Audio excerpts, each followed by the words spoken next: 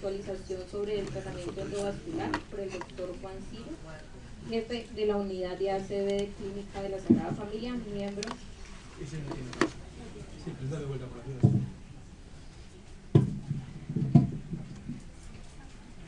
Por último y no menos importante, actualización sobre el tratamiento endovascular por el doctor Juan Ciro, jefe de la unidad de accidente cerebrovascular de la Clínica Sagrada Familia y miembro del Consejo de Stroke de la SAC y Grupo de Trabajo Cerebrovascular SAM.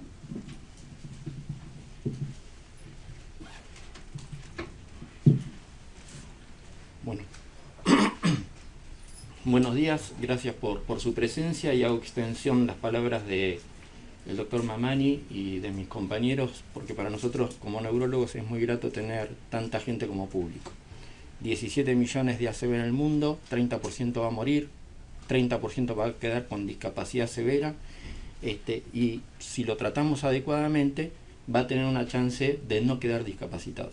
Y de eso se trata, de hacer las cosas que vinimos escuchando en las presentaciones previas, y más recientemente, en los últimos tal vez 3 años, donde surge toda la evidencia para fundamentar el tratamiento endovascular, suma a los tratamientos previos.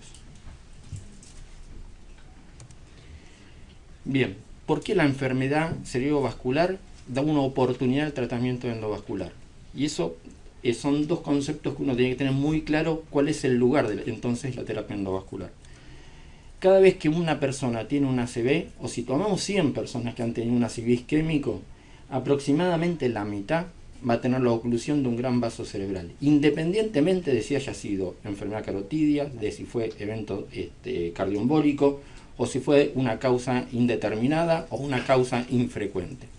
Un poco más de la mitad va a corresponder al otro grupo de arterias, o sea, pequeño vaso.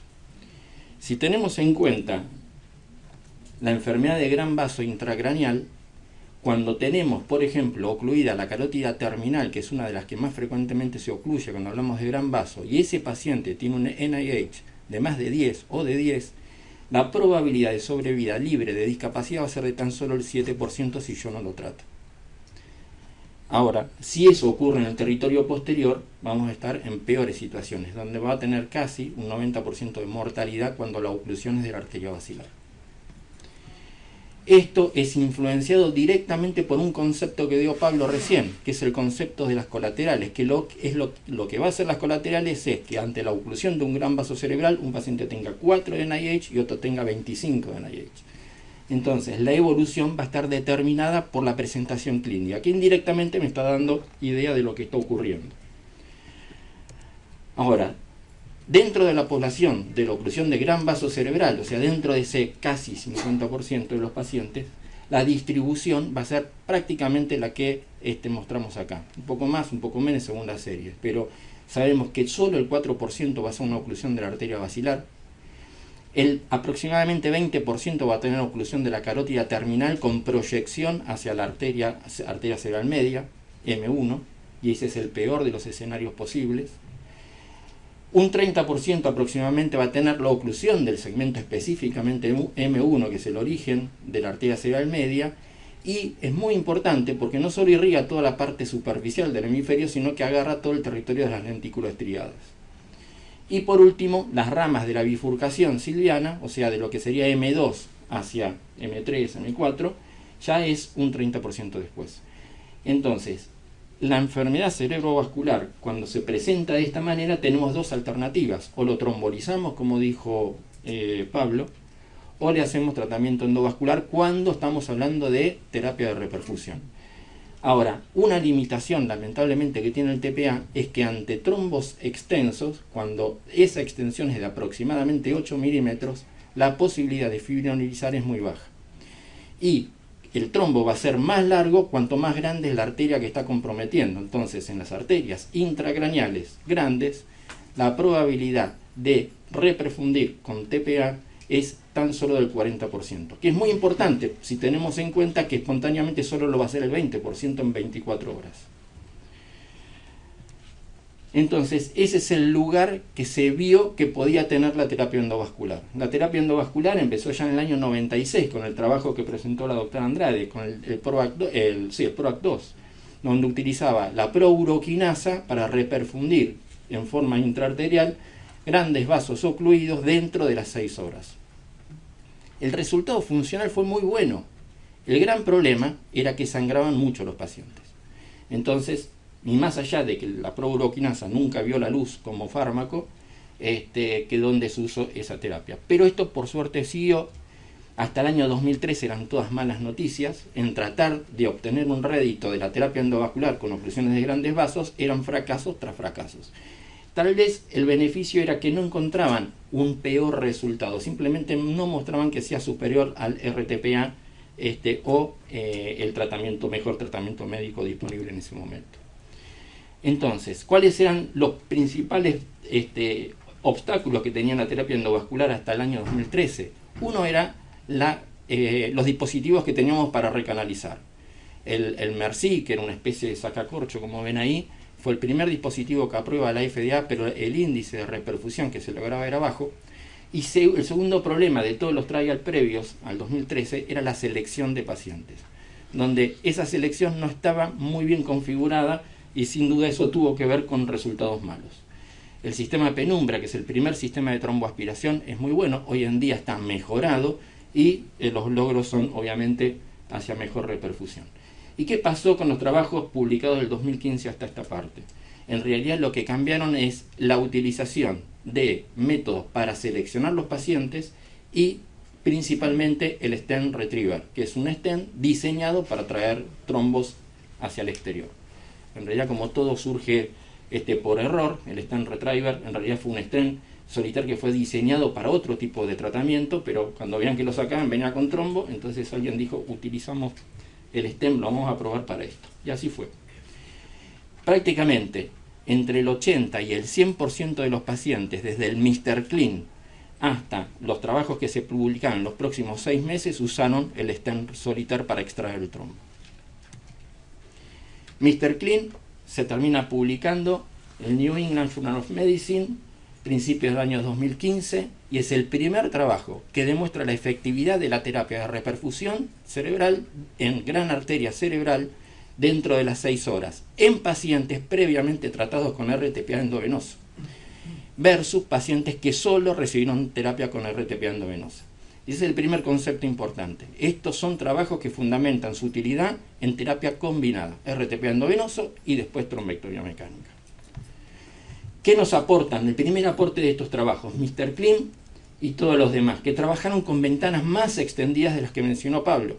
Acá estamos hablando con ventanas de 6 horas, el Rebascat, que es el estudio español, trabajó con 8 horas, y el Escape, que trabajó con 12 horas de prolongación de ventanas.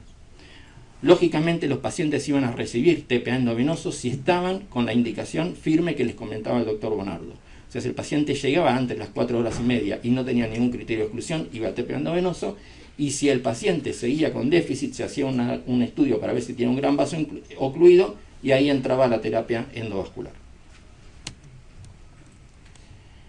Distintos análisis, teníamos mucha información. Recuerden un punto, los estudios que nos mostraba la doctora Andrade hoy, hablaba, por ejemplo, el estudio chino sobre aspirina, 20.000 pacientes. Una bestialidad. Estos estudios, el Mr. Clean, que fue el primer estudio que se concluyó y llegó a demostrar la efectividad del método, tan solo en el grupo tratamiento utilizó 260 pacientes. En el grupo control, 270. Entonces, ¿qué significa eso? Que la magnitud del efecto de la terapia es tan alta que no se requieren tratar miles de pacientes para demostrar el beneficio. Teníamos el número necesario a tratar en el Mr. Clean era tan bajo como de 4.5 pacientes para evitar una discapacidad. Y para evitar un evento con aspirina necesitamos tratar 80 pacientes cuando lo hacemos dentro de las 48 horas. Entonces, eso es un poco como para ver la magnitud y por qué estos ensayos tienen pocos pacientes, porque ninguno va a llegar a reclutar la cantidad de pacientes iniciales diagramadas por el estudio. Hermes es un grupo que se dedicó a hacer metaanálisis de todos los ensayos que se publicaron después de Mr. Clean, que está conformado por todos los colaboradores que hicieron esos trabajos. Básicamente lo que ellos encontraron es que la forma de selección de los pacientes era bastante diversa, pero con solo utilizar una tomografía computada, incluso sin medir la escala de Aspect, el resultado fue beneficioso para los pacientes que se seleccionaron con ese método. Igual, el concepto hoy en día es que el paciente, si tiene una tomografía computada, para entrar a este tratamiento debería tener un aspecto mayor a 6. O sea, un volumen de infarto no demasiado grande. El otro punto importante es que hay dos ensayos que utilizaron métodos más sofisticados de selección, que son estudios de perfusión para el cálculo del core isquémico, que hablaba el doctor Banardo, y de la penumbra, a través de un software rápido, que es el software Rapid, de lectura automatizada y muy veloz, que nos permite, casi en tiempo real, tener una idea del core isquémico y de la penumbra. Esto es como medimos los resultados. El outcome primario de todos los ensayos fue a través del grado de independencia funcional, y eso se medía a través de la escala de ranking, donde 6 es muerte, 0 y 1 es paciente sin discapacidad, 2 es una discapacidad mínima pero apto para todas las actividades de la vida diaria, y el objetivo era buscar cuántos pacientes, cuando le agregaba trombectomía al RTPA, quedaban en ese ranking 0 a 2. Fíjense que el Mr. Clean, que fue el primero de todos, es el que menos ranking 0 a 2 logró. Pero eso tiene una explicación, es porque utilizó un método muy inclusivo para incorporar pacientes, que era la tomografía simple, sin ningún otro dato importante para que nos mida el core isquémico o la penumbra. Solo necesitaba, aparte de la tomografía, el angio-TC para ver si el vaso estaba tapado o no, lógicamente. El resto de los estudios fueron incorporando otros métodos para seleccionar más los pacientes. El gran problema es cuando yo trato pacientes con tomografía simple y angio-TC, voy a tratar posiblemente 100 pacientes, y cuando utilizo técnicas muy sofisticadas voy a tratar 30. Entonces el resultado final de beneficio sobre la población general va a disminuir mucho si aumento mucho la tecnología para seleccionar pacientes. Hoy en día se espera que los centros que recluten pacientes para trombectomía lo hagan en lo posible solamente con una tomografía computada y angio-TC. La mortalidad entre el grupo control, que era TPA solo, y el grupo terapéutico, que era TPA más trombectomía, no se vio diferenciada. Eran en 4 de los ensayos igual, excepto 2 ensayos donde sí hubo una diferencia significativa. Igualmente, el concepto es que la trombectomía mecánica no tiende a disminuir la mortalidad, ¿sí? Pero tampoco la aumenta. La hemorragia cerebral sintomática es la hemorragia que se mide en los pacientes que deterioran 4 puntos en la escala de NIH dentro de las 48 horas del evento, en un sitio que esté vinculado con el tratamiento que yo hice. Eso no se ve reflejado en un aumento, como lo vamos a ver acá. Cuando medimos el ranking, que es la escala funcional de 0 a 2, que es el objetivo terapéutico, vemos que hay un claro beneficio en el grupo terapéutico versus en el grupo control, con un ratio importante. Cuando vemos el beneficio en la escala de NIH a las 24 horas, que eso es muy importante porque nos va a decir con qué velocidad es probable que ese paciente se vaya de alta, porque nos está diciendo la velocidad de mejoría, también es significativa. Como para que tengan una idea, el término medio de disminución de la escala de NIH en los pacientes tratados con trombectomía es de 7 puntos dentro de las primeras 24 horas versus 2 puntos con tratamiento con TPA. Siempre hablando TPA en grandes vasos cerebrales. Distintos rasgos o variables que fueron analizadas para ver el beneficio de la terapia endovascular dentro del grupo Hermes, metaanálisis más importante en esta terapia, muestra que a peor situación que contenga el paciente, más beneficio va a tener la terapia. Y esta terapia es independiente del uso o no del TPA, como lo demuestra esto. Los pacientes globales de toda la serie muestran un 46% de ranking 0 a 2 contra 26 en los pacientes con TPA solamente. Hay pacientes que obviamente no utilizaron TPA, o porque llegaron más allá de las 4 horas y media, o porque tenían alguna contraindicación. Entonces recibieron solo trombectomía y el grupo control no había recibido nada más que el mejor tratamiento médico. En ese caso es un 43% de beneficio versus 18%, o sea, ven cómo disminuye el beneficio en el grupo control. Y cuando es con TPA más trombectomía, ahí todos los pacientes recibieron trombectomía TPA en el grupo tratado y TPA solo en el grupo control, el beneficio es exactamente igual al primer grupo. Entonces, ¿cuáles son las recomendaciones de este consenso multisocietario a este respecto? Básicamente son muy similares a la adenda que sale en el año 2015 del American Heart para aumentar o incorporar rápidamente esta terapia y no tener que esperar 3 años más, que fueron las nuevas guías actuales. En el 2003 habían sido las últimas guías de tratamiento del stroke agudo. Cuando surge la evidencia de esta terapia, sacan una recomendación interina, por así llamarlo, y en el 2015 termina siendo incorporada. Y acá básicamente se dice que todo paciente que va a ir a terapia endovascular, que nosotros consideramos que posiblemente tenga esa oportunidad, no debe obviar el tratamiento con terapia endovenosa. O sea, si el paciente cumple con los criterios de fibrinolisis endovenosa, la tiene que empezar. Y después veremos si va a ir a la terapia endovascular. Los pacientes deberían ser mayores de 18 años, tienen que tener previamente un estado de ranking de 0 a 1.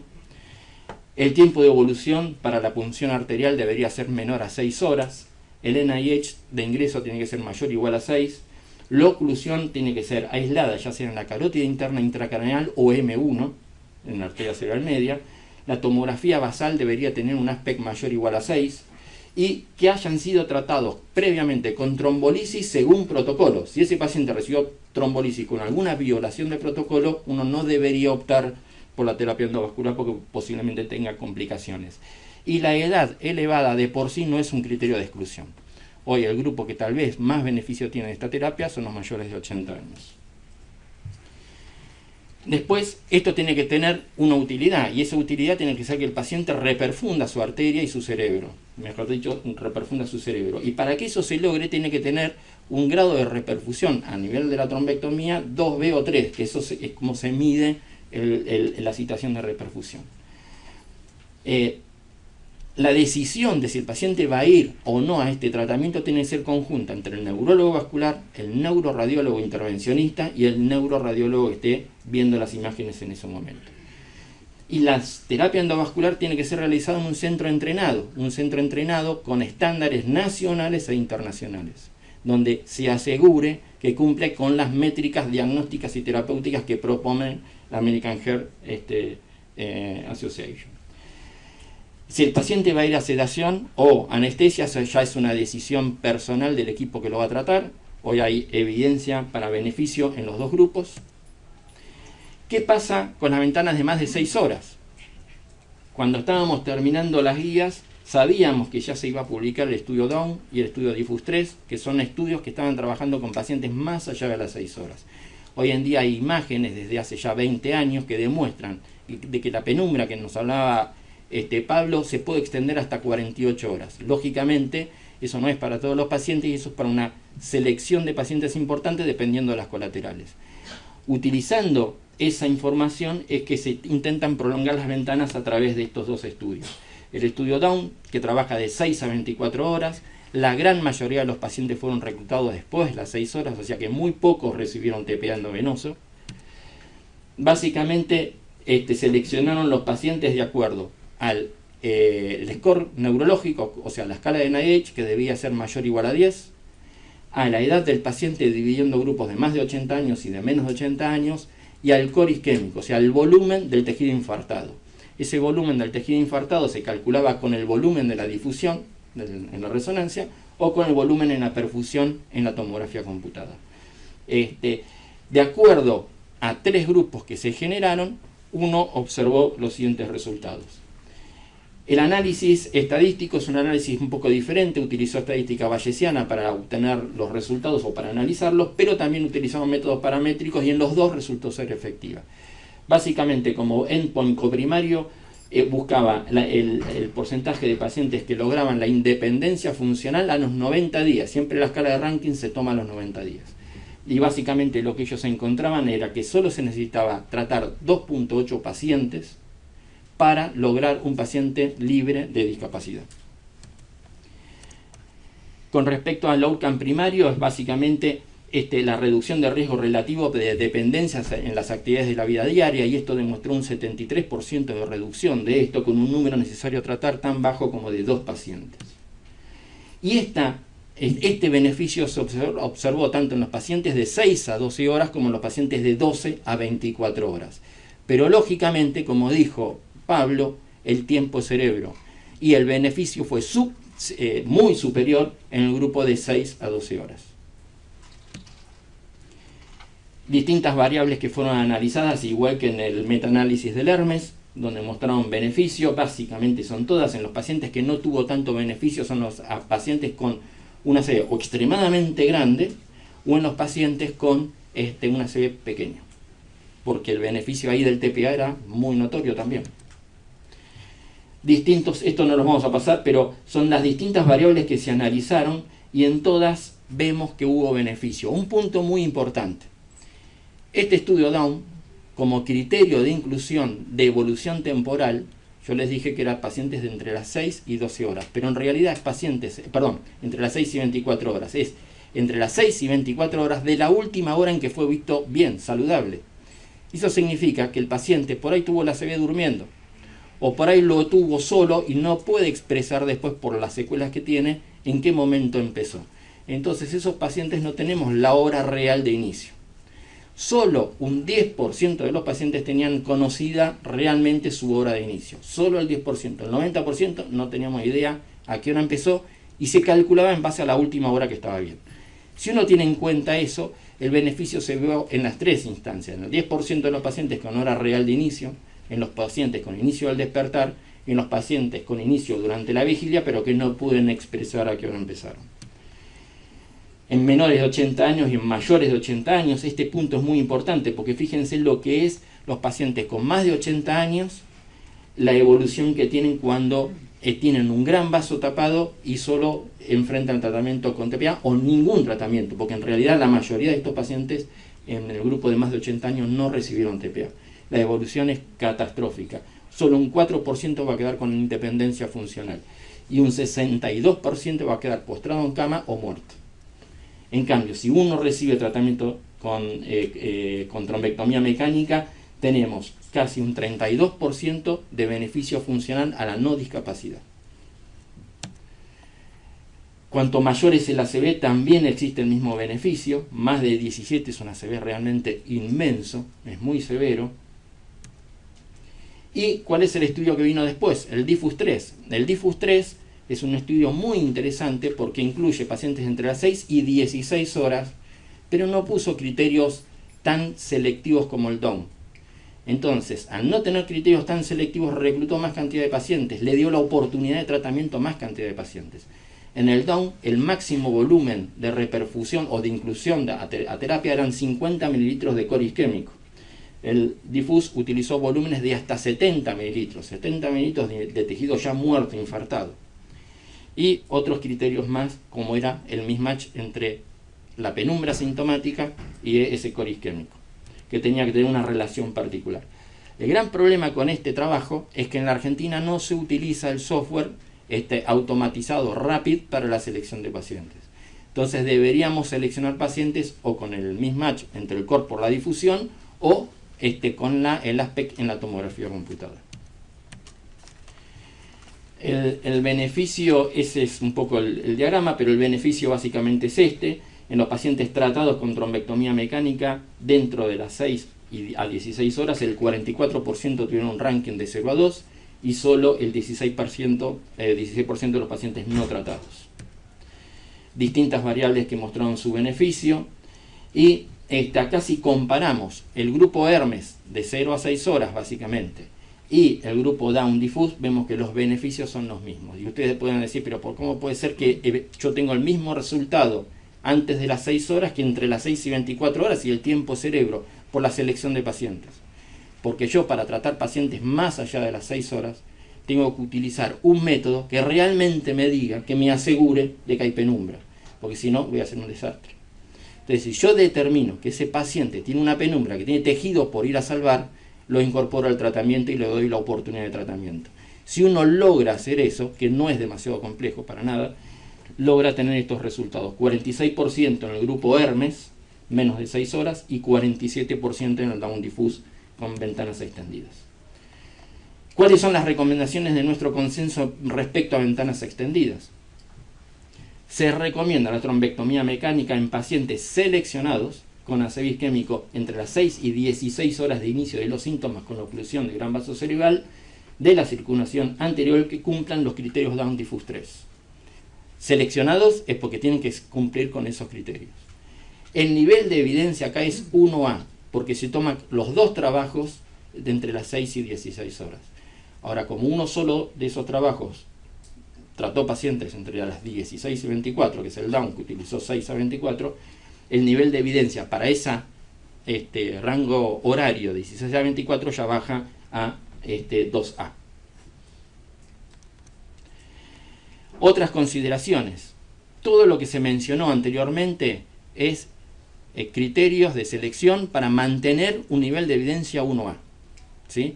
En menos de 6 horas, más de 18 años, ranking previo de 0 a 1. Ahora, hay consideraciones especiales que hoy en día se plantean que quedan a consideración del equipo tratante si va a ir a tratar, por ejemplo, una arteria más distal, ya sea M2 o M3, si va a tratar arterias del territorio posterior, si va a tratar pacientes con estado previo más deteriorado o no. Y eso se deja cierta libertad al equipo tratante porque hoy hay evidencia de que obviamente en ese grupo de pacientes habría beneficio, lo que ocurre que no hay ensayos específicos.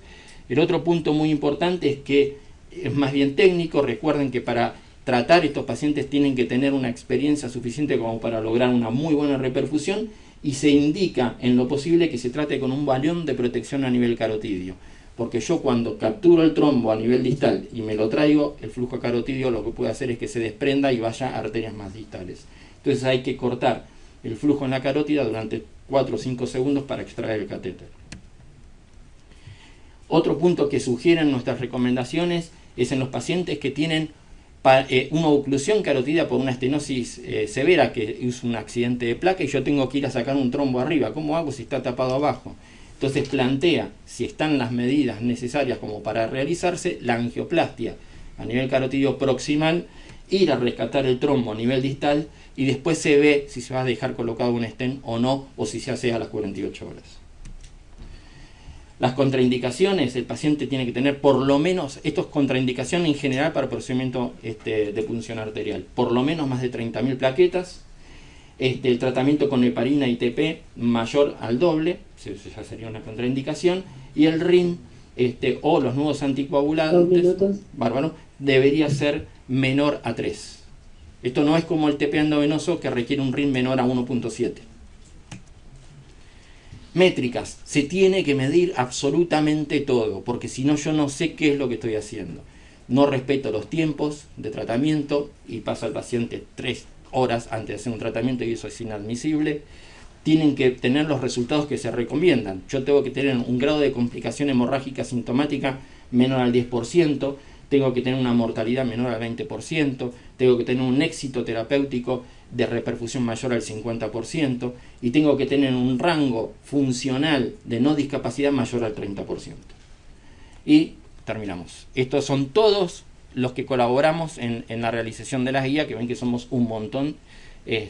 Así que, bueno, muchas gracias.